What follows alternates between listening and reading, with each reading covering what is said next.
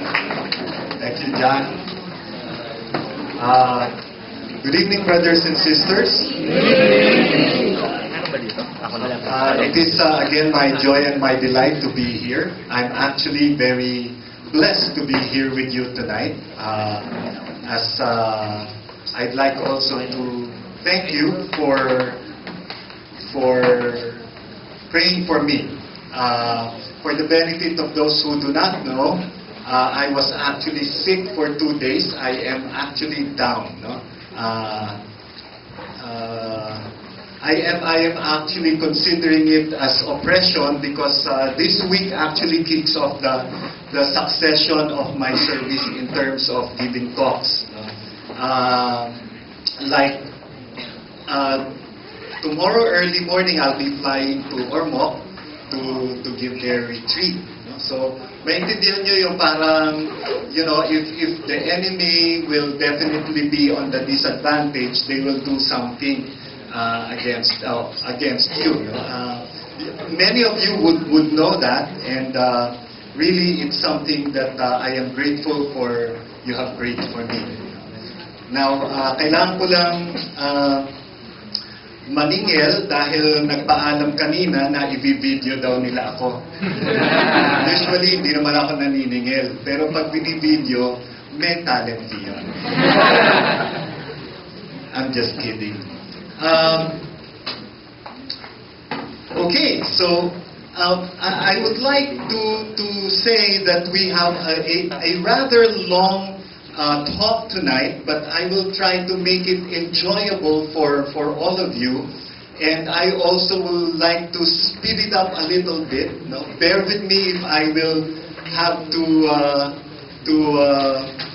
medyo conserve my voice because I would still need it at least in the next 6 more days. Yaw-yaw ng yaw-yaw, sabi ng mga Bisaya. Sige lang, yaw-yaw. Okay. I'm going to be talking tonight about financial stewardship. But before I begin, I'd like to say more about what I am doing. As I was introduced, I am part of Ligaya ng Panginoon serving in Pathway Southside. Okay? Not smart. Globe kasi ako. Ganon, no? But I'm serving in Pathway Southside as their resident preacher. And I am also part of Ligaya ng Panginoon in South District A. No? And I am also a unit manager for PruLife UK, the fastest growing life insurance company in the Philippines today. Along with Manulife.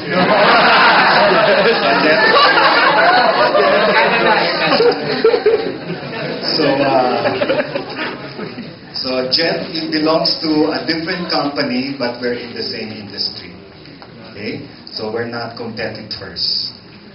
Okay, so financial stewardship, some introduction first. First, Jesus is Lord. I'd like to begin on that point, that Jesus is Lord. And when we say Jesus is Lord of all areas of our lives. He is the Lord of my family life. He is the Lord of my career. He is the Lord of my love life, believe it or not. And He is the Lord of my finances. So, having said that, I'd like us to be placed in this platform where we understand where this talk will be coming from. No? And so therefore being prudent with our resources, that's time, talent, and treasure, is an integral part of Christian maturity. We cannot say that Jesus is just the Lord of my community life. But in terms of career, I think we've heard a lot of senses earlier in the prophecy during our time of worship that the Lordship of Jesus is encompassing. It's not segmentized. It's not partial. It should be full. Okay? It should be full. And so, stewardship is defined according to the dictionary this way. The office duties and obligations of a steward, the conducting, supervising, or managing of something, especially the careful and responsible management of something entrusted to one's care. So that's the definition of stewardship. Now, I'm pointing out three connections between stewardship and ownership. There is a lot of similarity, but believe it, brothers and sisters, there's a world of difference as well. Ownership does not require accountability. So the moment you receive your income, okay, if it's just ownership, you don't have to answer to anybody. Hindi ka katulad ng mga senador at congressman na pag binigyan kayo ng, ano tawag ngayon nila doon? PD, what's that? Yeah, the pork barrel, no, or the something development fund, no, PDF, no, PDF. You will spend that, yes, but you have to make yourself accountable to the country. Now, stewardship entails accountability. Okay, it entails accountability. Management and supervision are optional with ownership. Okay? Management and supervision are all optional with ownership, but stewardship requires management and supervision. We will touch more on that as we go along. Now, this is the point I'd like to emphasize. We do not truly own anything. Not the wallet in your pockets, not the expensive bag, the LV, no? The LVs that you have. Ano ba yung LV?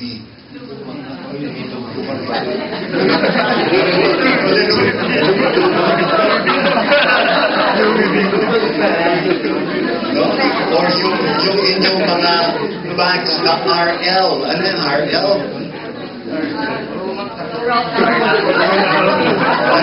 Yung LV, lumang bag. No?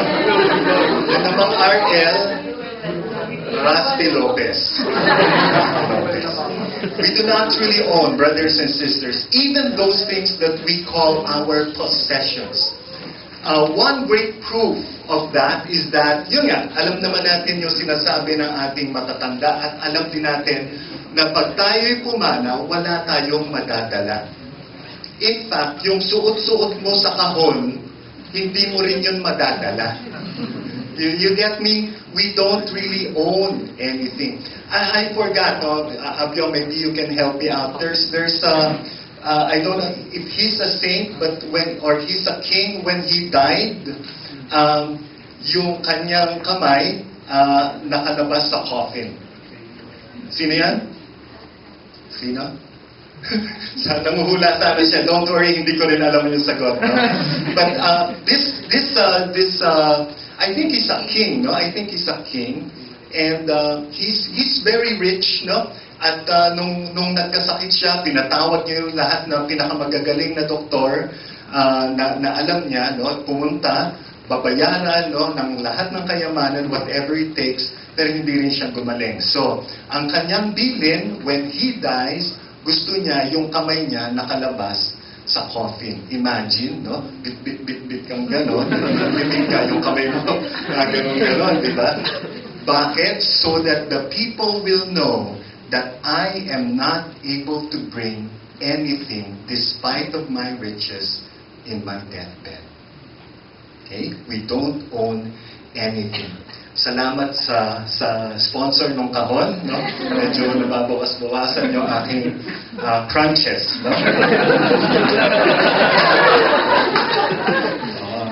So, the parable of the talents, I'm sure you know a lot of about this already, the parable of the talents. Pero ito yung sinasabi natin kanina na there is management and supervision that is accompanying stewardship. Naalala nyo dito, pinagkatiwala sa kanila yung ilang piraso ng talents, no? Talents. So yung isa binigyan ng 5, ininvest, kumita, no? Yung isa naman binigyan ng 10, ininvest, kumita, no? Yung isa binigyan din ng 5, binaon sa lupa. Ganon, no? Binaon sa lupa. And then dumating na yung may-ari. At sinabi sa kanya, nasa na yung 5? Sabi nung isang katiwala, eto po yung isang yung 5, ininvest ko po yan at kumita pa ng isa pong 5, so 10 po sila. Okay, so 10. Sige, kunin mo yan. Iyon na yan. Yung 10, nasa na? Pinapunta. Eto po yung inyong 10. Inilagak ko po yan kay Jeff at kumita po siya ng isa pang 10. Ano?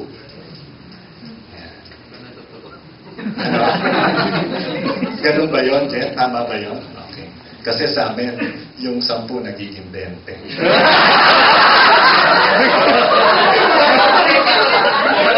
Pero ganun din naman, ano? So, sabi niya, ano, sabi nung may-ari, sabi niya, oh, sige, kunin mo yung 20 at umalis ka na, kay Glen ka naman pumunta. Biro lang yan na kami ni Jet ay matagal na pinagsamahan. Marami na kami nainom na beer. Joke lang. At yung kahulihan, alam naman natin yung kwento, no? Sabi niya, nasa na yung pinagkatiwala ko sa'yo? Eto po, ano nangyari dyan? Ba't puro alikabok? Ay gawa po nung inalagay ko po sa lupa. Bakit mo ibinaon sa lupa? Dahil alam ko po na kayo po ay naghahanap ng ani sa hindi kayo nagtanim. Aba, suplado. Umahanap ka ng kita sa hindi mo naman pinaglagahan. Ganyan, ano? Ay sabi niya ganyan. Ay kung ganang ka naman palang bata ka, alam mo naman palang ako'y mapaghanap. Ay di sana'y inilagay mo man lang yan sa bangko sa China Bank. Kasi may nakita ko uniforme kayo. Ay di sana man lang ay kumita yan. O kaya man lang ay sa BPI kung nasan yung asawa ni Glen. Ay di sana'y kumita man lang ng kahit papano. Ay ngayon, dahil hindi yan ang ginawa mo, amin na yan lumayas ang sa harapan ko. The parable of the talents. Brothers and sisters, it's clear, okay, that we are stewards and we need to manage and we need to supervise. Okay? Now, my talk tonight, I have divided into parts. First part is acknowledging the source of supply. And the other part, the second part, is effective financial planning. Okay? Everybody say finance. Finance. Everybody say finance. Finance. Ang mga marurunong, those who have knowledge in managing their money, they pronounce it as finance. Yung mga nganga, yung ay finance. Okay? Walang relevansa. May nakita ko nag-load.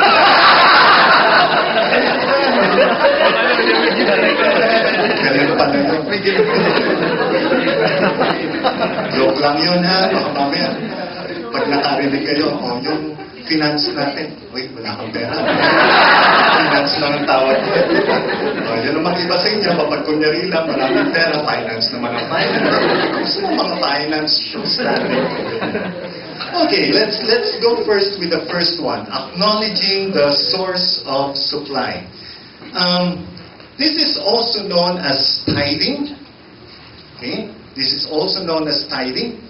Tithe is actually an Old English which means a tenth. Okay? A tenth. So parang NPC tenth, no?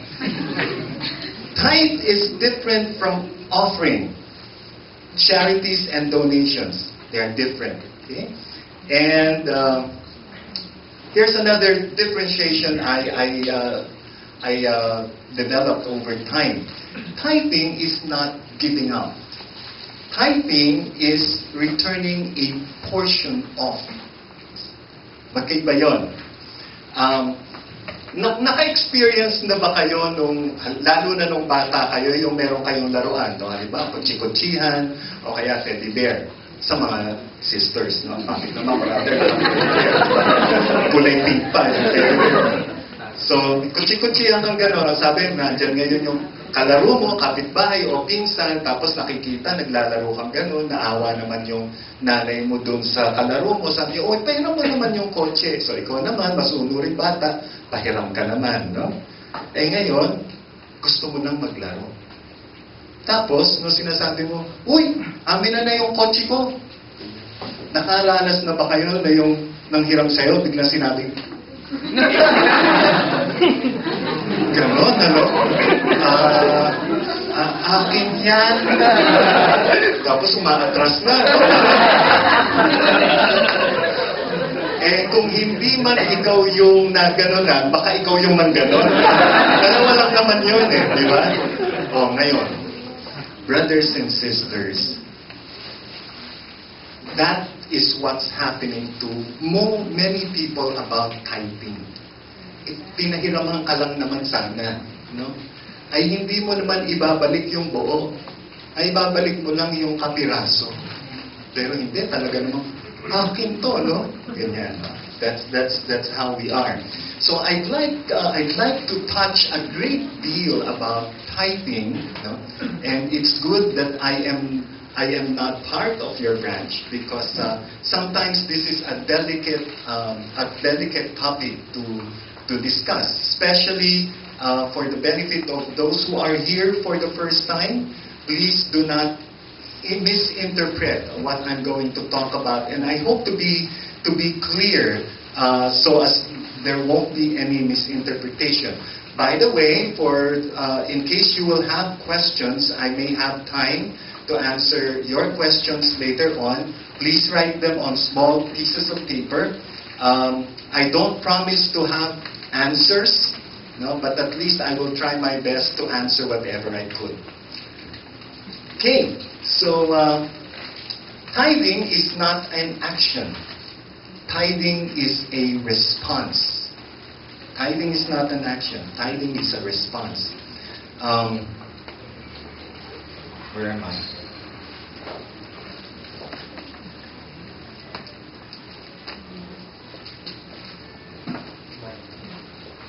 Ayaw naman na. Houston, I have a problem.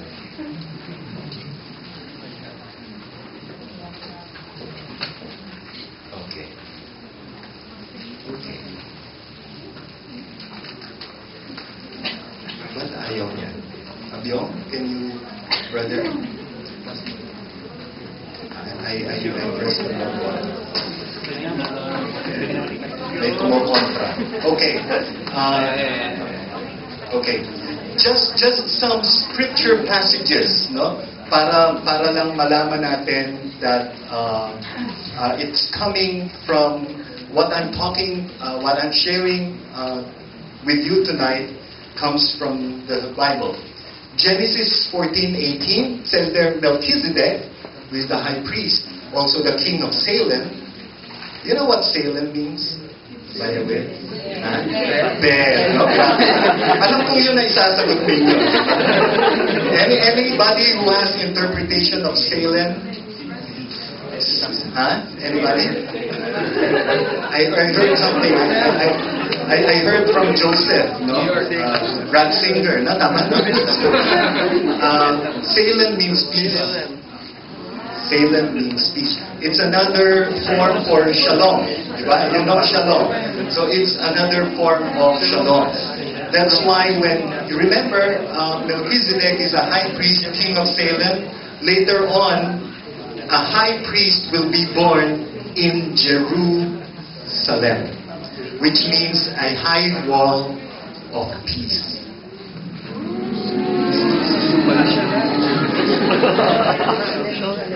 So Melchizedek brought out bread and wine, and being a priest of God Most High, he blessed Abram. Who's Abram later on? Abraham. With these words, "Blessed be Abram, God Most High, the creator of heaven and earth, and blessed be God Most High, who delivered your foes into your hand." Then Abram gave him a tenth of everything. Doesn't want to move again. I'm pressing the wrong button. What am I supposed to press? Sorry, hindi ako Apple eh. Ako'y langka. Leviticus 27:30. If there's any passage that I'd like you to pick up, take down, it's Leviticus 27:30. It says here, all tithes of the land, whether in grain from the fields or in fruit from the trees, belong to the Lord as sacred to Him. And I am underlining here the word belong. When we say belong, it connotes ownership. Now, ownership, sacred. It's not only owned by the Lord, but it is sacred to Him. Now, this is what I'd like to emphasize. This is a pretty heavy statement to give, but when we don't give tithes, we actually steal from God. Okay? Because coming from Leviticus, it says the tithes of the land, in whatever form, belongs to Him and sacred to Him. So if we deny what belongs to God and what's sacred to Him, we are actually stealing from God. Okay? Now we proceed. So, how much, this is the million-dollar question, how much must I give to tithe? So parang yung iba sa inyo, sige magta-tithe na ako kasi para pala ako nagiging magnanakaw, ganyan. Hindi po parang magnanakaw ka talaga. Okay? And I am able to say that because I've been there. No? There was really a time, nag-start naman talaga sa ganon, na parang hindi mo maunawaan bakit kailangan kong magbigay. Especially if you don't, ito naman ang sa atin, di ba? If we don't receive any benefit, why will I give? And that is the nature of people. If you don't benefit, don't give. Which is very wrong, which is very contrary to what God is teaching us. So, the million-dollar question is, how much must I give to tithe? Some of you, if not many of you, know that in the Old Testament, it clearly says 10%. 10% gross or net?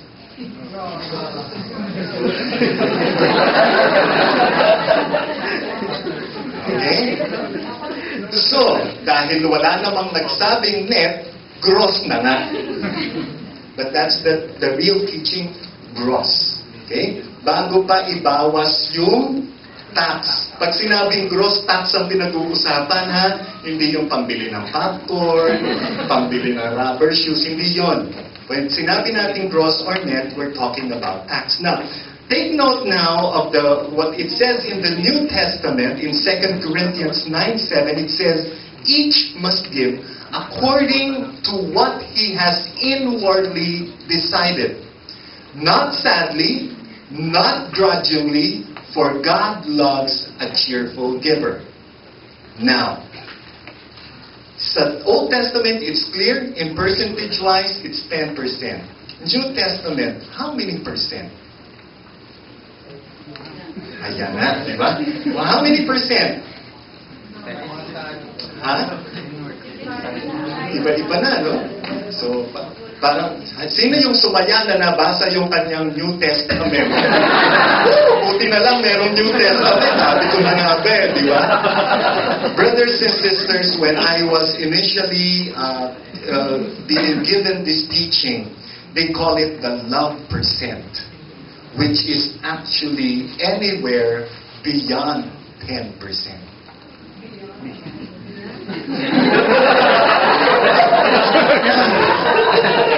Old Testament tayo. So you call it love percent, but believe you me, brothers and sisters, nobody will actually drag you to say, by hook or by crook, give 10%.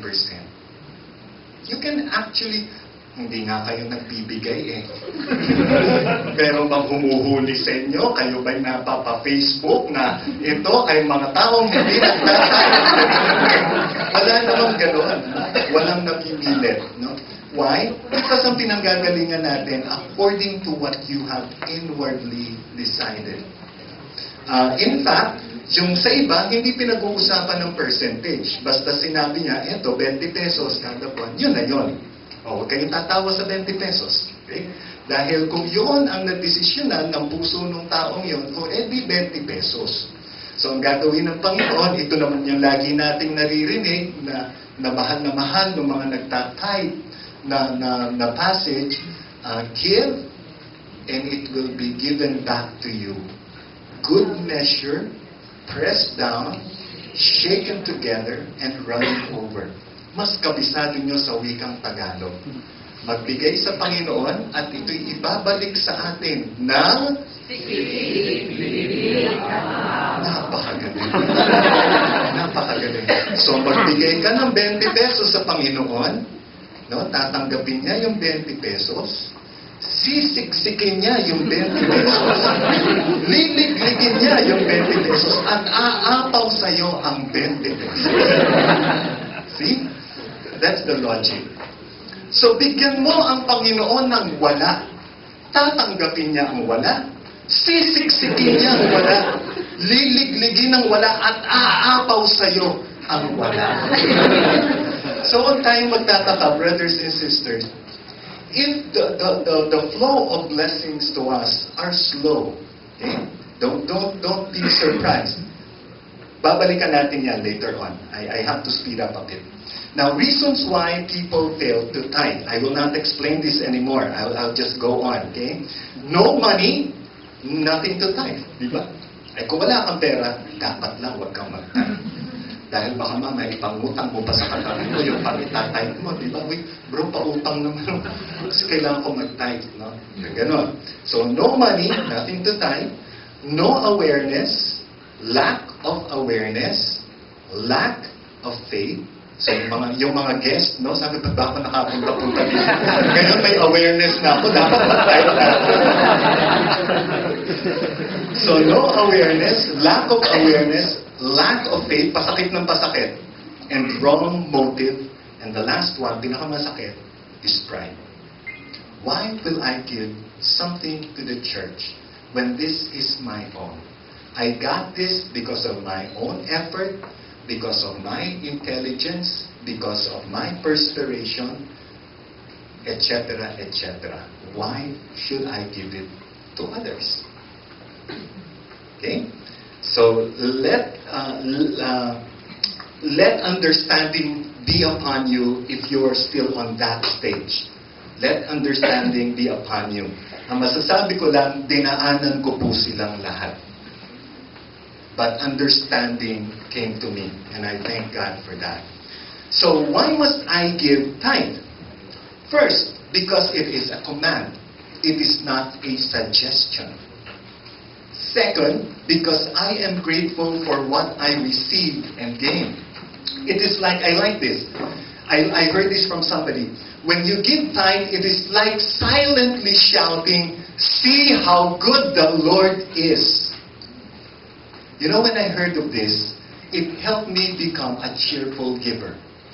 Knowing that when I remit my tithe, when I surrender my tithe, I am like shouting silently, "The Lord is good to me. He blessed me, and this is what I'm returning." Marahil yung iba sa inyo nagtatanong, Lenda, salita ka ng salita tungkol sa tithing. Ikaw ba nagtatithe? I want to tell you, brothers and sisters, I know it's written in the scripture that, you should not tell what your left hand is doing to your right hand. Hindi naman nag-uusap ang kaliwat kanan kong kamay, so okay lang yon, no?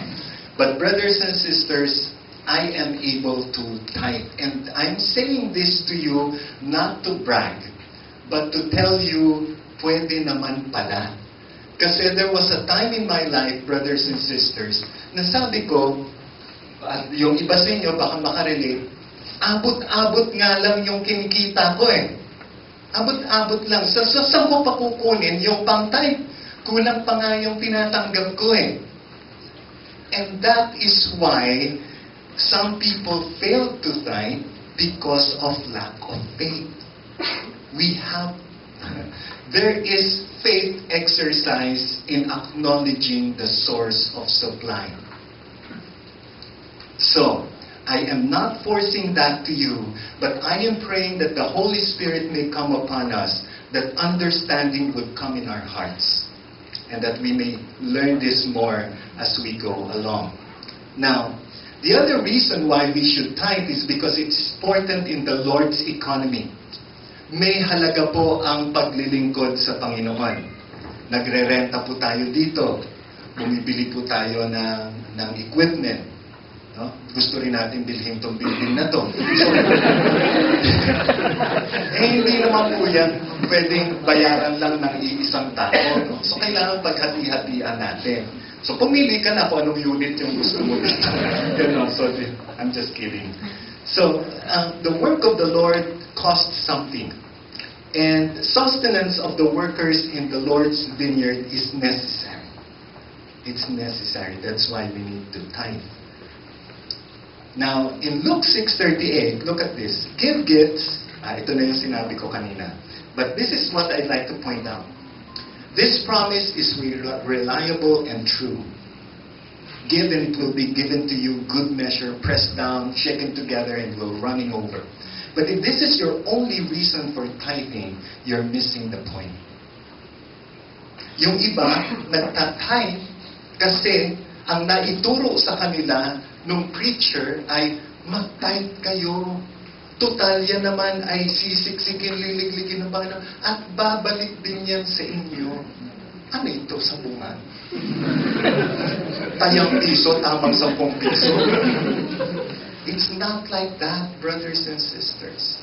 Again, I'd like to emphasize, we tithe because we received already.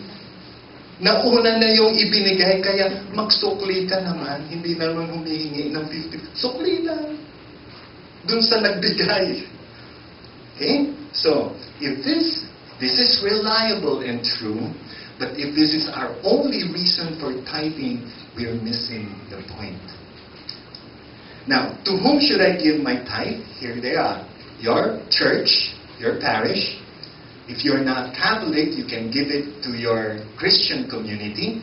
Your community, example, Lingkod ng Panginoon. On my case, Ligaya ng Panginoon. Mission workers, instructors of God's words, religious and lay. In other words, we give it to the work of the Lord. So, hindi po bahagi ng tithe yung inabuloy mo sa namatay na lola ng kapitbahay mo. That is a misconception. Okay?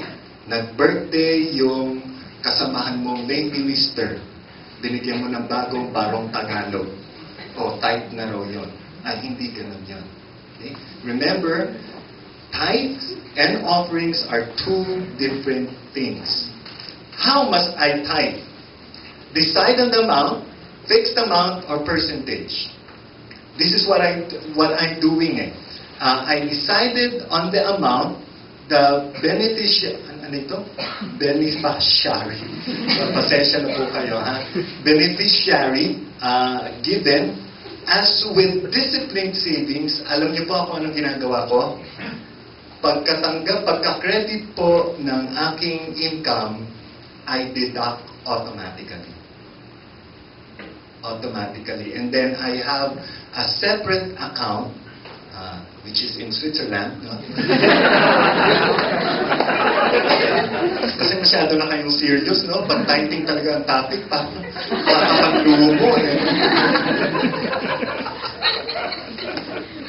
So, mamaya mabubuhayan din kayo. Magre-resurrect din kayo, mga kapatid. Kayo sa akin.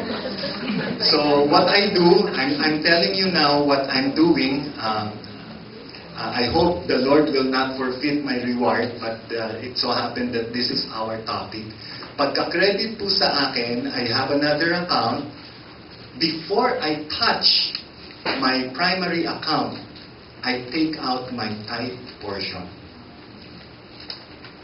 Automatic yon. Hindi ako maka-withdraw. Pag hindi ko nagawa yon first thing in the day, hindi ako maka-withdraw. Kailangan unahin ko munang matransfer yung tithe ko. So I'm really taking it literally na you have to give it right away. Kasi pag pinigilan mo pa yung sarili mo, hindi mo na mabibigay. Kasi biglang nag-midnight madness. Lord, di ba sabi mo, dapat kumita, ganyan, no? Dapat ma-manage yung, i-manage ko muna. Ganyan. So, bili ka ng sale, o kata mo, Lord, dati itong barong na to, 1,200, ngayon 800 na lang, di ba? Ganyan, praise God.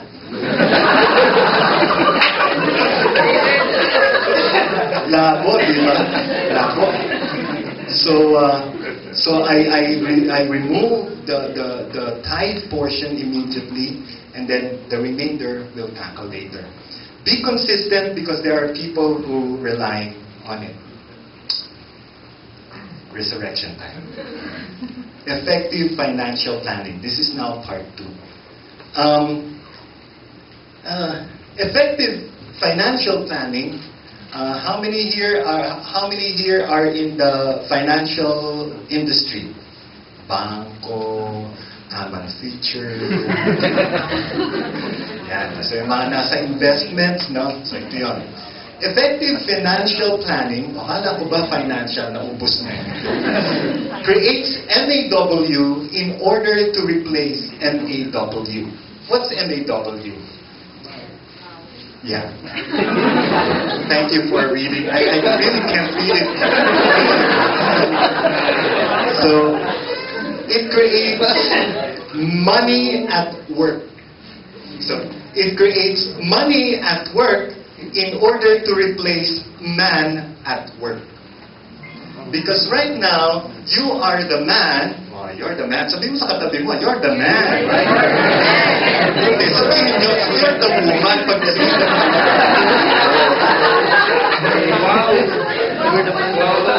Okay. Oh, woman at work, wow pala, wow. Because right now, you are the man who's working for money. Not to be taken in a negative way. But the objective is that you are working for money in such a way that after a couple of years, or many years for some, that money, you will now stop working for money because the money you earned will now start working for you. That is effective financial planning. Are you able to do that? Don't answer. Okay?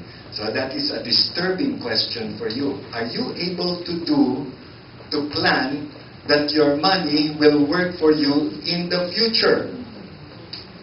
Ginagawa na yun ngayon, Glen. Palagay mo, paano nagre-ring ang cellphone ko? Money is working for me. That's not what I mean. Okay? You know what I mean. Effective financial planning puts future enjoyment in the front seat and present enjoyment in the back seat. Ang tawag doon, delayed gratification. Are we able to delay rewards for ourselves? I'm not saying, brothers and sisters, that we should not reward ourselves. You deserve it. You deserve to be rewarded. Mag-Jollibee ka. O bakit ang masama sa Jollibee? Fine dining ko na yun, ha? Pag Lenten season. Fine dining. Jollibee tayo, ganyan. Chicken joy, galore. So, delayed gratification. Our problem, brothers and sisters, I don't know if it's true to you, the world right now can't afford to wait. They can't afford to wait. If they want something, they want it right now. Okay? Anong threshold ng mga motorista sa green light? 2 seconds. Pag nag-green na yan, dapat gumalaw ka in 2 seconds. Pag hindi, tataan! Ano ba? Bulat ka pa! Hindi ba nakita green? 2 seconds, brothers and sisters. What is it telling us? Ang kape natin ngayon, wala nang barako. 3-in-1. Puro mga instant. No? Ang ating lunch, instant mami. Because people can no longer wait. We are no longer trained to wait. Lahat puro instant gratification. So this is one benefit of technology, and this is one decay also to our soul. Everything is fast right now. You can talk to your relatives across the globe in a split second, and there you go. Everything is fast right now, but we fail to acknowledge what it is to wait.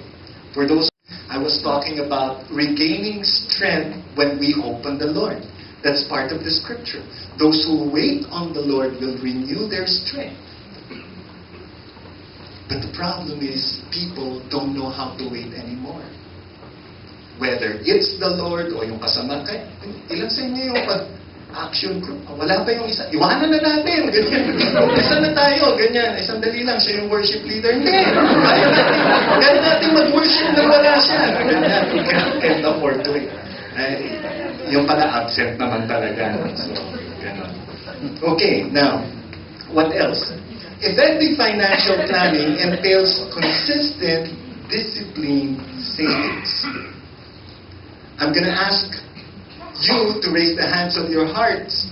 How many among you here are able to save regularly in a disciplined fashion?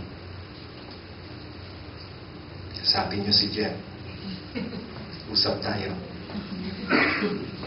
Now, Sunlight yun. kailan yun? Okay? Effective financial planning, according to tenure, there's short term, 2 years to 4 years. There's the medium term, 5 years to 9 years. And there's the long term, 10 years and beyond. Yung iba, ang long term nila, 15 years and beyond. Doesn't matter. What am I talking about here?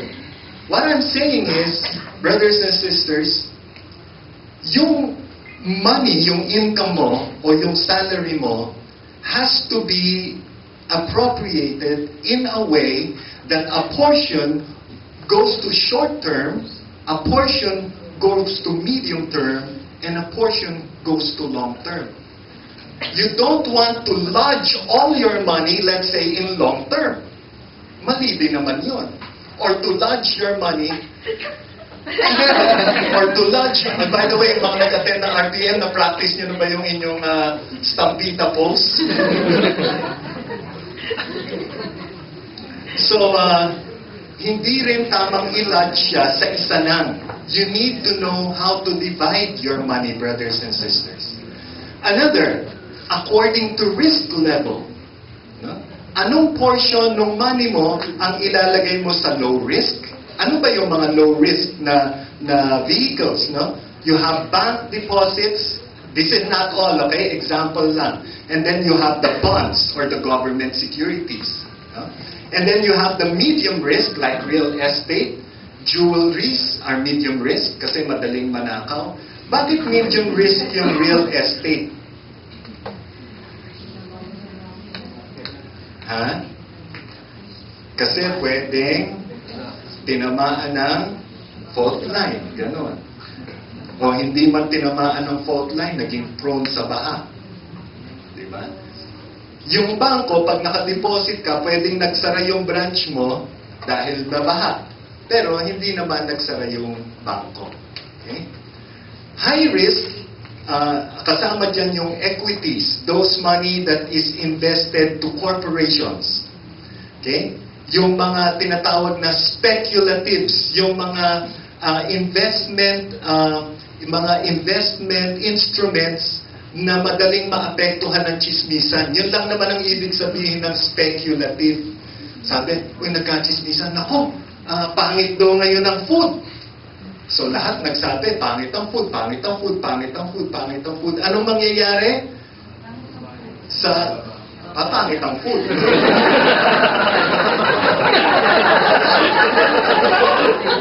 Sabi, paano pumangit ang food? Kaya speculation. Ang mangyayari sa price niya, babagsak.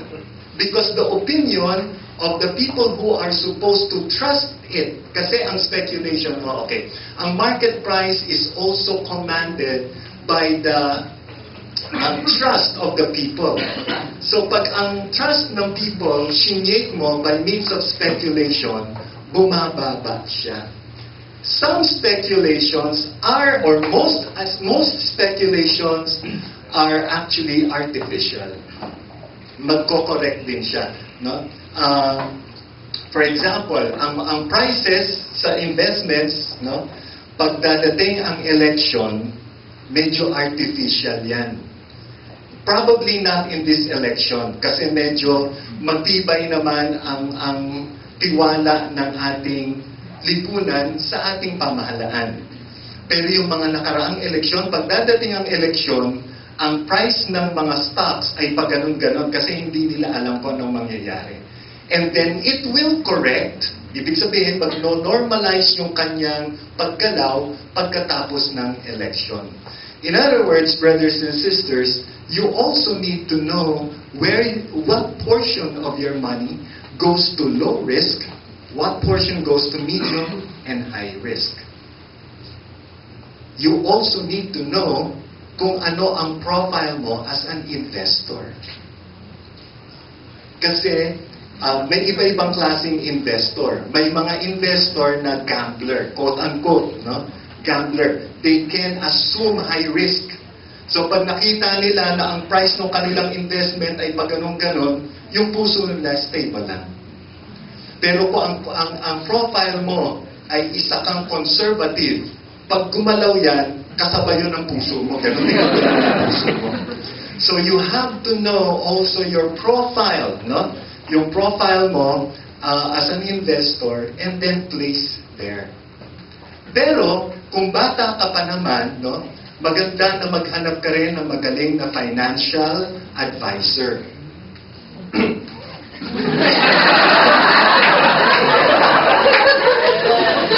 Sorry po, excuse me lang.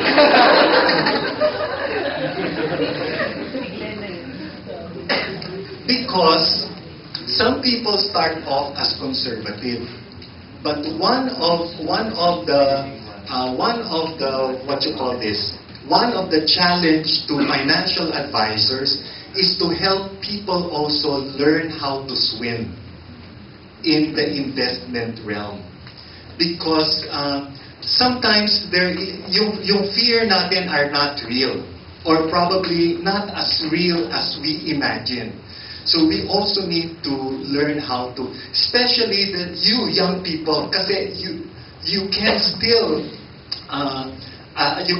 absorb yung mga movements in the market because you still have many years to let your money stay there, to switch it or not.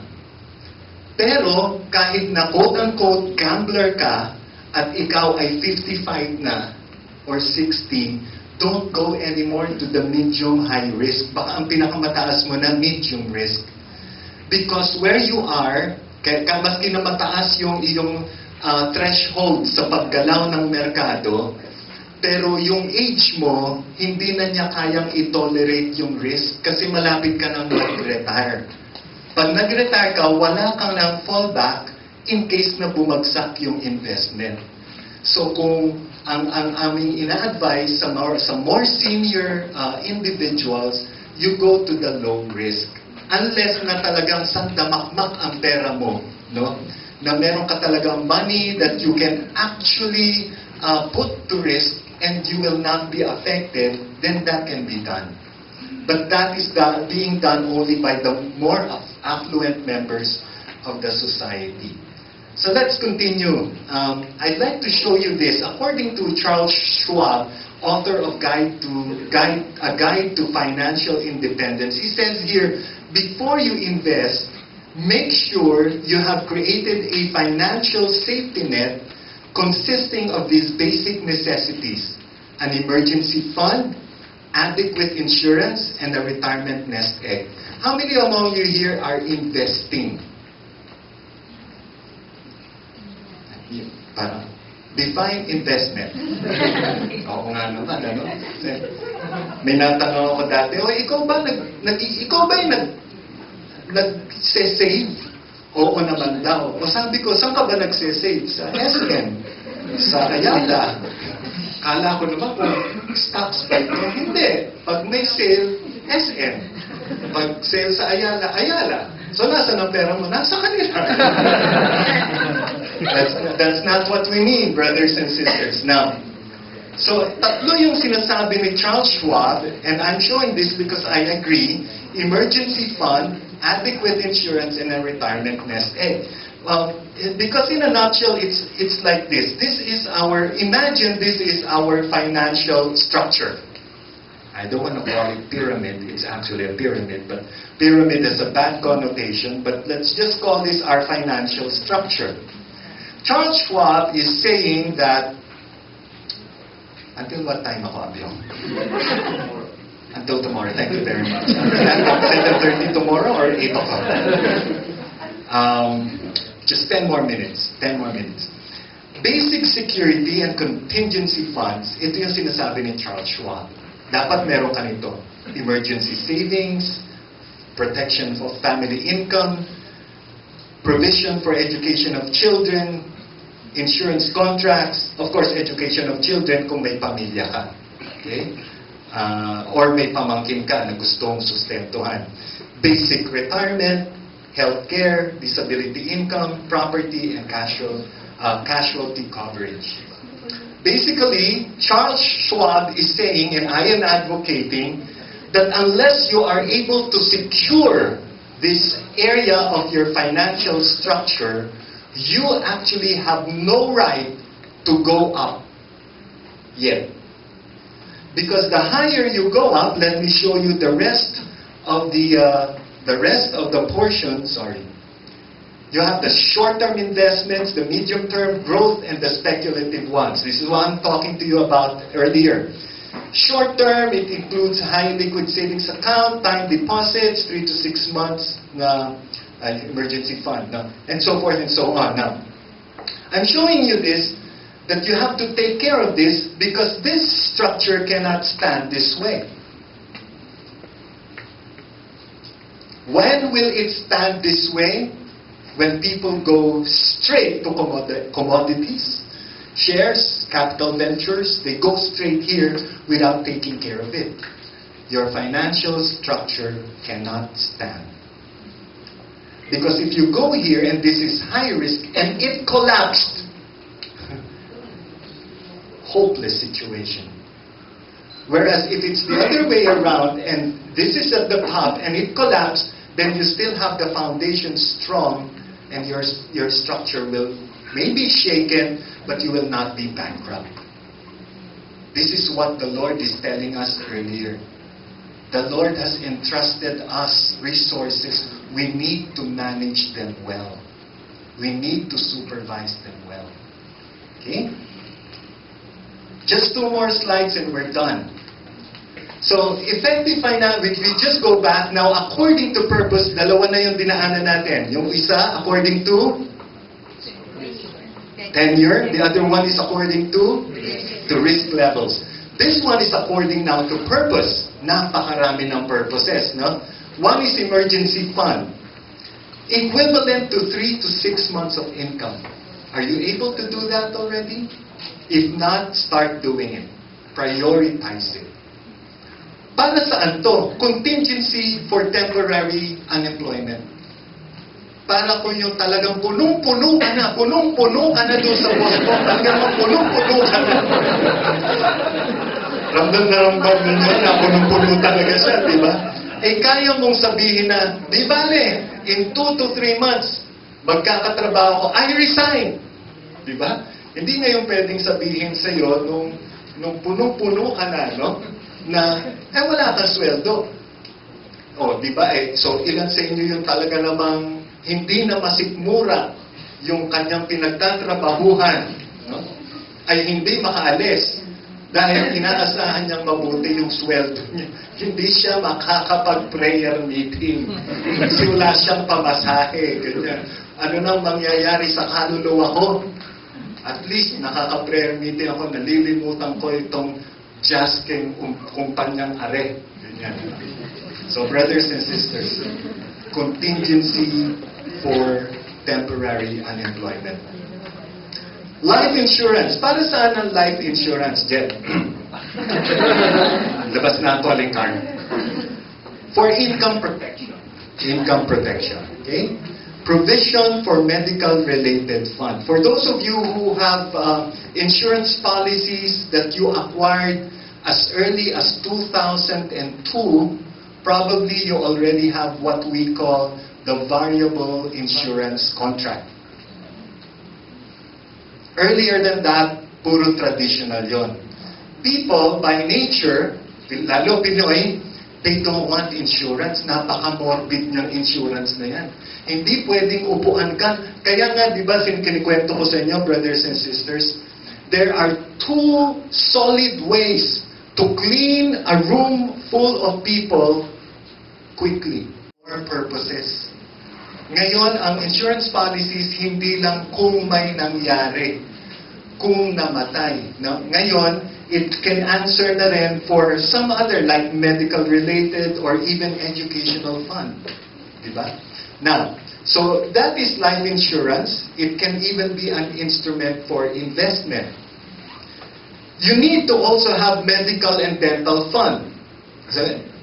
Pero sabi doon, it should be available. Pwede na ngayon, pero it should be available from age 65 and beyond. Glen, wala na akong ngipin yan. Pag pustiso mo, i-maintain mo rin yan. Diba? May bayad din yan. Mahal magpa-dentista. Mahal talaga. So you really need to set up. Now, listen.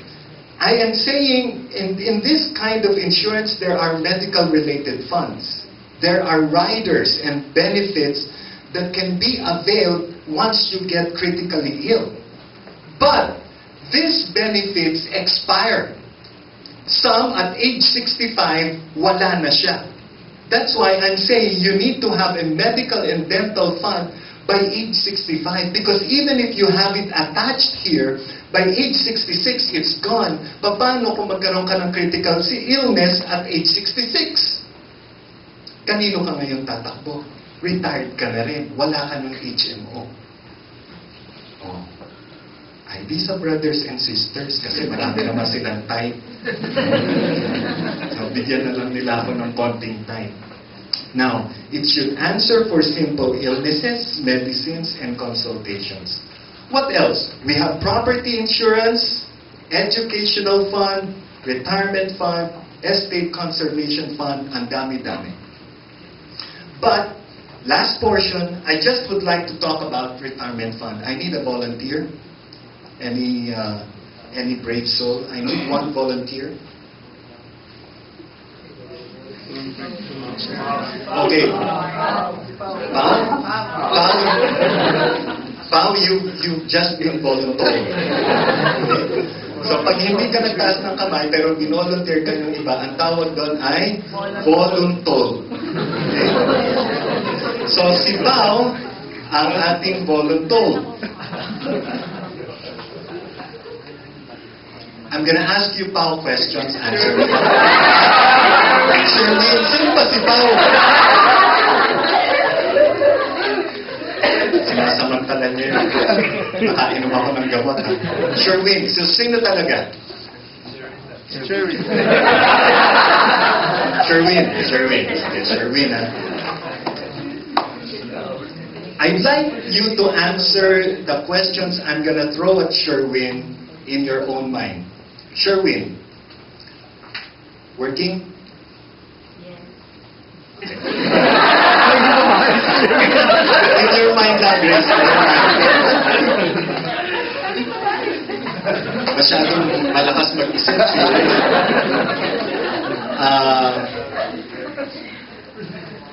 Okay. Sherwin, when do you intend to retire?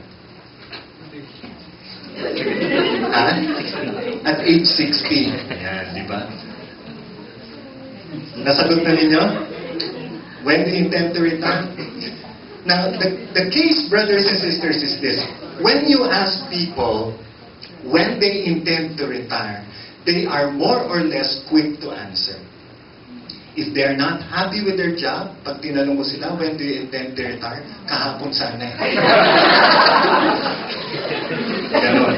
Now, most of the time, when you ask, Sherwin took a couple of seconds and he was able to answer. Okay?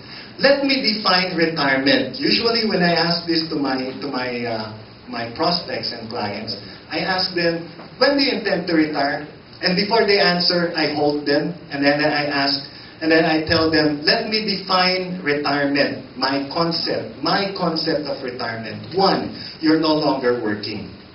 2, you may have a business, but you are not directly involved. Maybe you hired a manager, or you have brothers or sisters or children who are running your business for you. You're not involved directly. But 3, you are not too old to move around. So, Sherwin, 60 pa rin ba yun? 50 na lang. Di ba? 50 na lang daw. See, still quick to answer. But, the next question is this.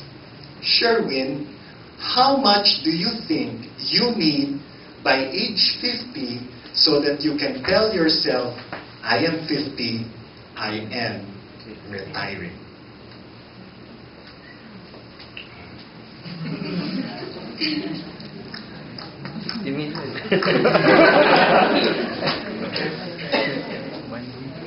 See? It's not something that we can... I'm not saying Sherwin is not prepared, but it's not something that we can answer immediately. Now, how many among you here knows retirees? Raise your hands. Retirees, nag-retire na, kakilala. Wala kayong kilala. Babata naman ang mundo. Walang kilala. Sino may kilalang retiree? Tito, ayan, nagkakami ng din. Kapitbahay, ganyan, teacher, ganyan. Okay. Now, how many happy retirees do you know? How many? Are all the retirees you know happy retirees? Hindi, di ba? Ilan sa inyo yung nakakarinig ng kwento? Nag-retire yung kapitbahay, nag-retire 2 years ago. 2 years later, naghanap ng work.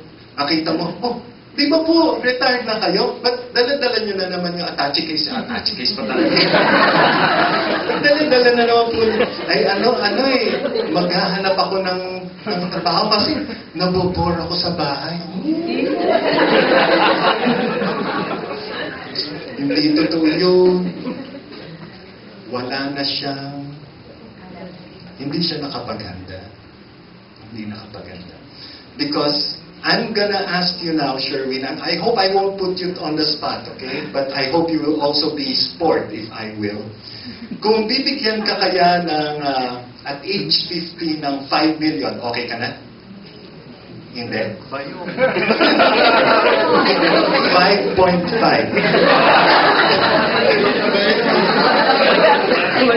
No deal.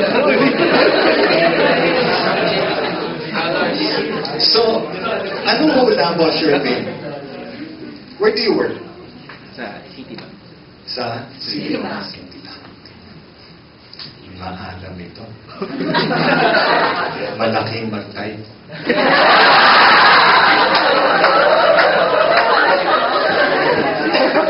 Buti na lang, nagpaalam na ako na hindi kita maput on the spot, diba? Okay. So, mga magkano kaya? So, sige. Sherwin, this is what I do. Sana mag-run, ano? Ay, sorry, nag-conclude.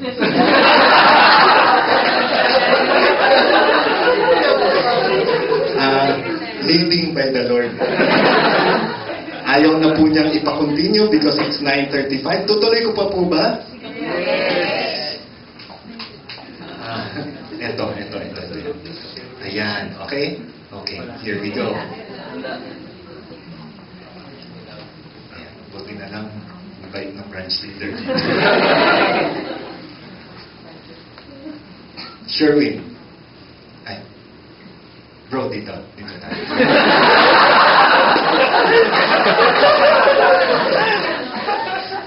Sherwin, how old are you? 26. Paano napupuntahan ka niyo? Ano daw siya? 26.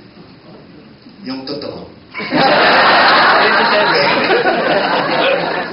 So, narinig niyo kanina, di ba, kung anong age gustong mag-retire ni Sherwin. Anong age? 50. Okay. Sino dito yung nagsasabing 50 rin siya magre-retire? Konti na. 55. 50 gusto niyo, 55 ayaw, no? 60. Ayaw mag-surrender. 60, 45. Sandali mo na, 44 ka na ngayon.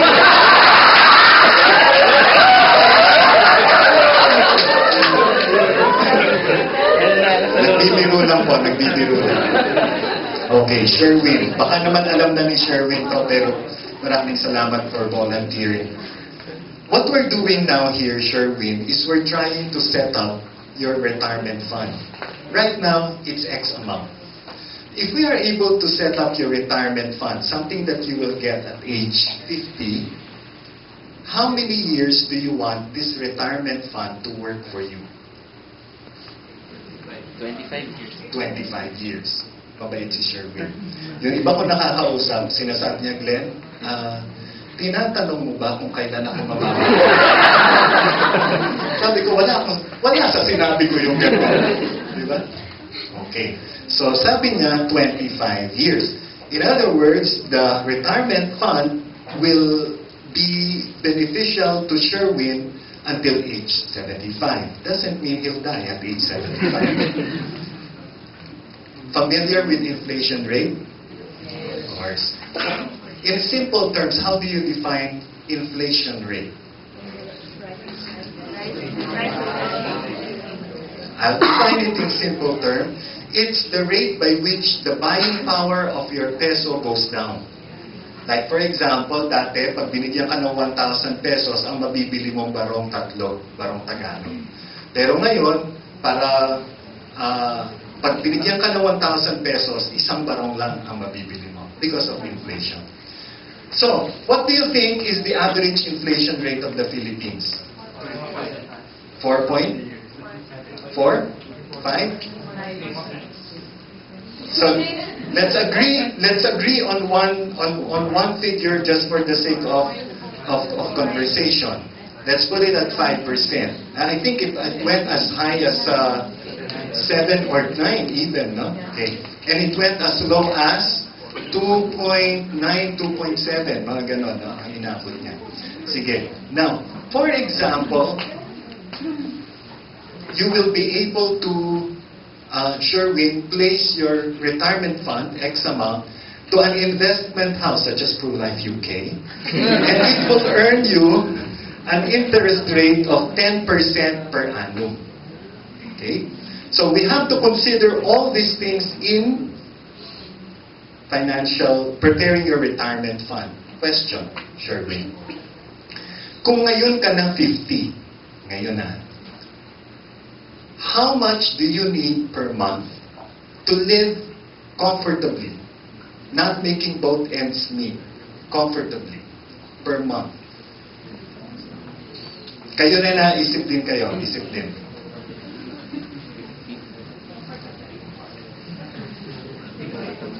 Ayan. Comfortably. 100,000. Ngayon ka ng 50.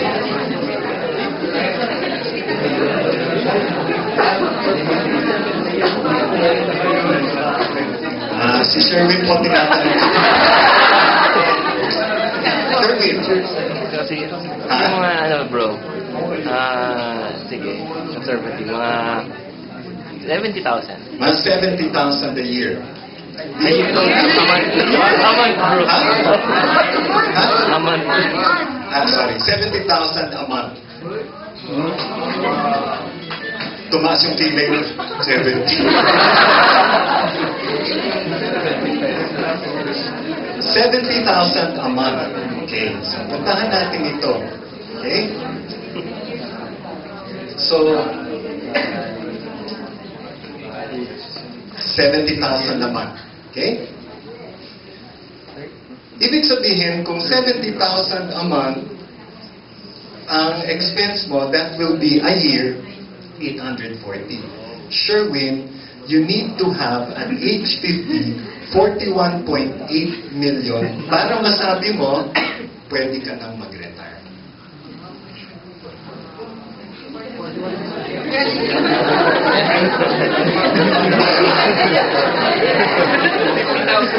Sabi ni Sherwin, 55 na lang! Magtatrabaho muna. Gusto mo tignan, Sherwin, kung 55? Tignan natin kung anong effect. 55. Okay. So, magiging 20. 47 million.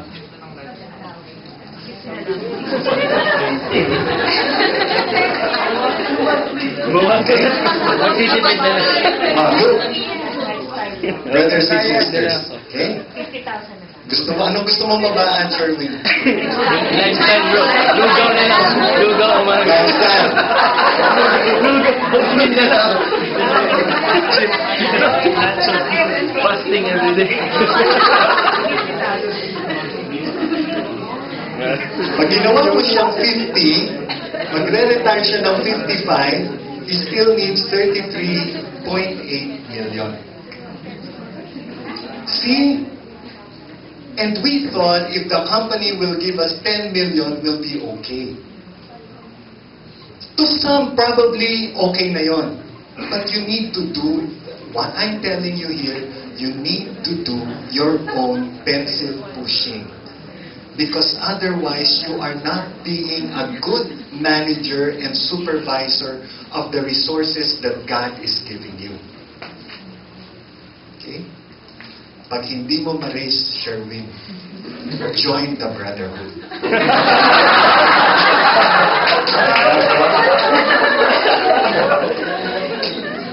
Oh.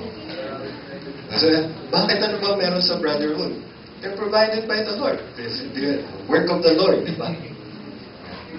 Doesn't mean they're not working. They're working also. And they also need to prepare for these things. So, see? Now, brothers and sisters, this is what I evangelize my customers about.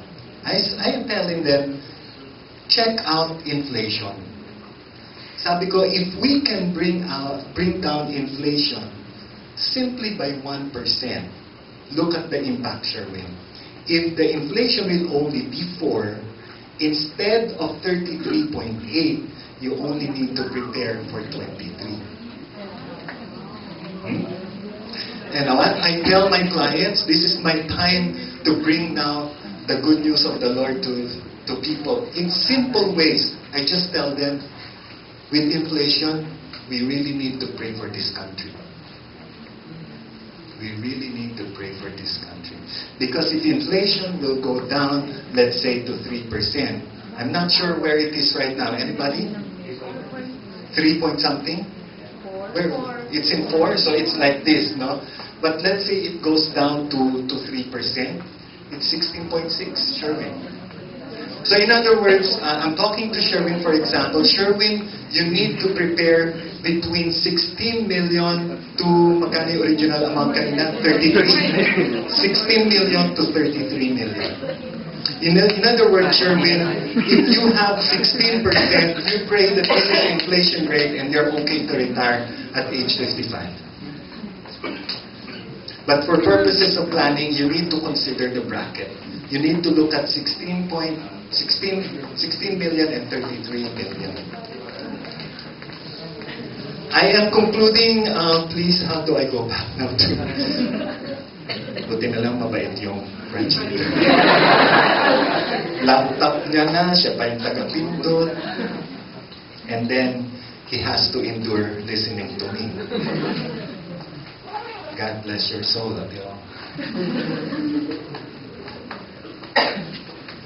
And then, I'm just looking at the last slide. In conclusion, praise God, tapos na siya. Here we go. Financial stewardship, brothers and sisters, is not meant to curtail your life. On the contrary, prudent financial stewardship would bless you and your loved ones in the long run. This came out also earlier in the census, in the prophecy, in our time of worship. We cannot love the gift more than the giver. We cannot love the gift more than the giver. And I'm saying this because in Matthew 6, it appears, Matthew